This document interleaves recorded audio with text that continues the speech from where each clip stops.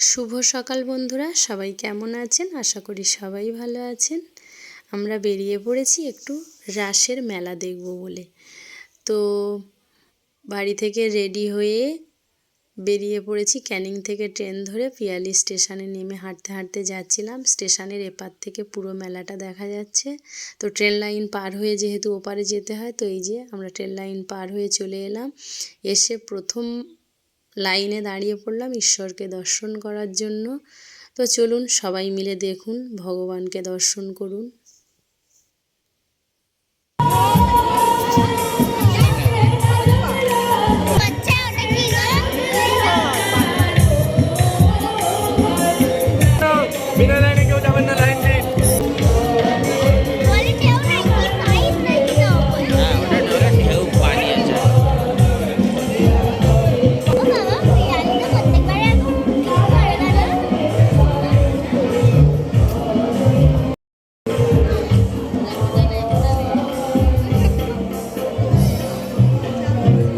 ঠাকুরগুলো ভীষণ সুন্দর হয়েছে।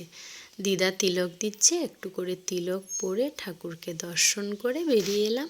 আপনাদের কেমন লাগলো ঠাকুরগুলো জানাবেন।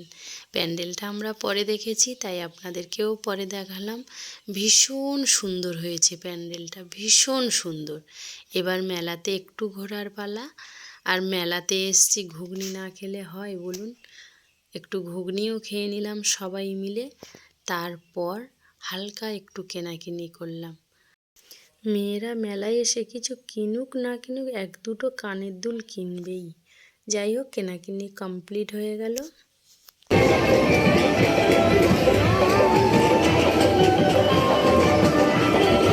আমাদের বড়োবাবুর নাকি এই জিনিসটা চড়তে বাকি রয়েছে, তাই বললো এটা আমি চড়বো।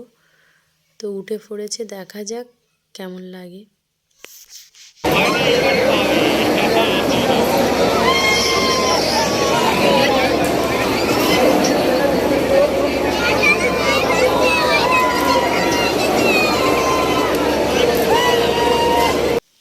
এবার একটু খাওয়া দাওয়ার পালা।